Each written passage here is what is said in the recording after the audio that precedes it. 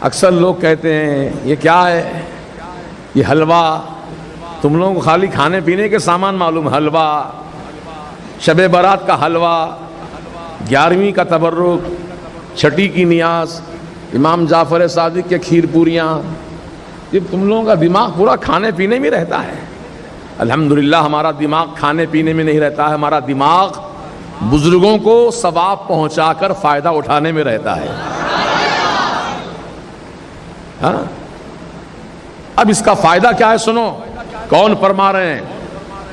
ہندوستان کے سب سے بڑے محدث، سب سے پہلے محدث حضور سیدنا شاہ عبد الحق محدث دہلوی رضی اللہ تعالیٰ عنہ فرماتے ہیں کہ متبرک راتوں میں مرحومین کی روحیں اپنے اپنے رشتہ داروں کے دروازے پر آتی ہیں اور باہر کھڑے رہتی ہیں، پھر وہ یہ دیکھتی ہیں کہ ان کے نام سے فاتحہ پڑھی جا رہی ہے کہ نہیں پڑھی جا رہی ہے، ان کے نام سے ایصال ثواب ہو رہا ہے کہ نہیں ہو رہا ہے۔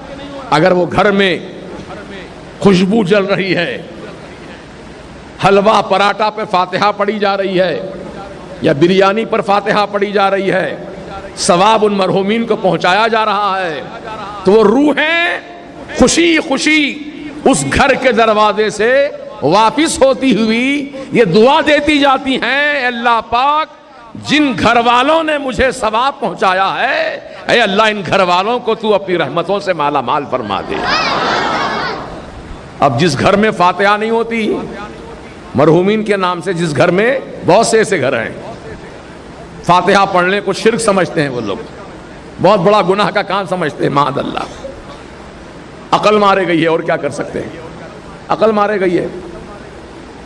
اور ایک شاعر کا شعر ہے، ہٹ دھرمی میں، جب آدمی سوچ لیتا مجھے فاتحہ نہیں پڑھنا ہے، حلوہ نہیں بنانا ہے، اب تو دنیا کی کوئی طاقت منوا نہیں سکتی اس کو، ہٹ دھرمی میں آ گیا ہو، تو ایسے لوگوں کے بارے میں کہتا ہے شاعر، ہٹ دھرمی میں ہر نقشہ الٹا نظر آتا ہے، ہٹ دھرمی میں ہر نقشہ الٹا نظر آتا ہے، امی نظر آتا ہے، ابا نظر آتی ہے۔ سمجھ رہے آپ؟ اس کو بولو لاکھ، ارے امی نظر آتی ہے بول، ابا نظر آتا ہے بول، کہتا نہیں امی نظر آتا ہے، ابا نظر آتی ہے۔ ہے کوئی علاج ہٹ دھرمی کا؟ حکیم سقراط بقراط کے پاس بھی اس کا علاج نہیں تھا، ہم کیا کریں گے علاج ان کا؟ یہ قسمت والے لوگ ہوتے ہیں جن کی تقدیر کو اللہ نے اچھا بنا دیا، یہ وہ لوگ ہوتے ہیں جو اپنے گھروں میں ایصال ثواب کی محفلیں قائم کرتے ہیں۔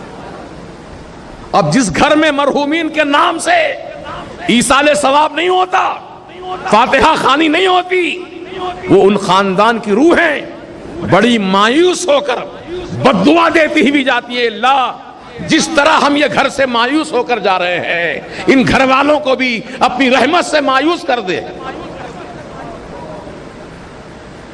لو بد دعا، مرحومین کی بد دعا اثر کرے گی ضرور، بد دعا کا اثر ظاہر ہوگا، تباہ و برباد ہو جائیں گے۔ اگر خوش رہنا چاہتے ہو تو اپنے مرحومین کو خوش رکھو، ان کو خوش رکھو، تم بھی خوش رہو گے انشاءاللہ۔ اب حلوائی کیوں بنانا، کھٹا کیوں نہیں بنا سکتے، مٹھائی کیوں بنانا؟ تو اس کی وجہ ہے، کیا وجہ ہے؟ حضرت بی بی عائشہ صدیقہ رضی اللہ تعالیٰ عنہ سے پوچھا گیا تھا کہ اللہ کے رسول کیا چیز شوق سے کھاتے تھے، کون سی چیز شوق سے کھاتے تھے؟ تو حضرت ام المومنین بی بی عائشہ صدیقہ رضی اللہ عنہ نے فرمایا، یحب العسل والحلوہ، سرکار کو حلوہ اور شہد بہت پسند تھا، اس لیے حضور کی پسندیدہ چیز ہم پکاتے ہیں گھر میں، خود بھی کھاتے ہیں، غریبوں کو بھی کھلاتے ہیں، حضور کو پسند ہے نا۔ کدو شریف حضور کو پسند ہے، تم بھی کدو زیادہ کھایا کرو، یہ نیت کر کے کھاؤ میرے آقا کو پسند ہے اس لیے میں بھی پسند کرتا ہوں، کھا رہے غذا لیکن ثواب بھی ملتا جائے گا، نیکیاں ملیں گی۔ سیدنا امام ابو یوسف رضی اللہ تعالیٰ عنہ جو امام اعظم رضی اللہ عنہ کے شاگرد رشید ہیں، امام اعظم کے شاگرد، کسی جگہ دسترخوان پر بیٹھے تھے، کھانے کی دعوت ہو رہی تھی، کدو شریف کا سالن دسترخوان پہ رکھا گیا، تو امام ابو یوسف بھی بیٹھے ہیں اور دوسرے بہت سارے احباب بیٹھے ہیں، تو کدو شریف کا سالن کھاتے کھاتے کسی نے کہا کہ اللہ کے پیارے رسول صلی اللہ تعالیٰ علیہ وسلم کو کدو شریف بہت پسند ہے، میں بھی پسند سے کھاتا ہوں۔ تو ایک آدمی ناپکار بیٹھا تھا اسی دسترخوان پر، کہنے لگا مجھے تو پسند نہیں ہے، مجھے تو پسند نہیں ہے کدو۔ تو امام ابو یوسف فرماتے ہیں قسم خدا کی اگر تو دسترخوان پہ کھانا کھاتا ہوا نہ ملتا تو میں تجھے ختم کر دیتا، حضور کی پسند کو تو نے ناپسند کہا، تجھے میں قتل کر دیتا۔ یہ تھا عشق رسول ہے، یہ امام ابو یوسف کا فرمان ہے، یہ جو امام اعظم کے شاگرد رشید ہیں۔ اللہ اکبر۔ تو حضور کو جو پسند ہے ہمیں بھی پسند ہونا چاہیے، حضور کو شہد پسند ہمیں بھی پسند، حضور کو حلوہ پسند ہمیں بھی حلوہ پسند۔ ارے ایک صحابیہ تھی، ایک صحابیہ ہر جمعے کو حلوہ پکاتی تھی، حلوہ، اور پکا کر دروازے میں انتظار میں بیٹھتی تھیں۔ صحابہ کرام جب جمعہ کا دن آتا تو خوش رہتے تھے۔ کہا خوشی کی وجہ کیا ہے؟ تو کہا ایک تو جمعہ کی خوشی ہے، دوسرے جمعہ کی نماز پڑھنے کے بعد ہم کو کھانے کو حلوہ ملتا ہے، اس لیے خوش ہوتے ہیں۔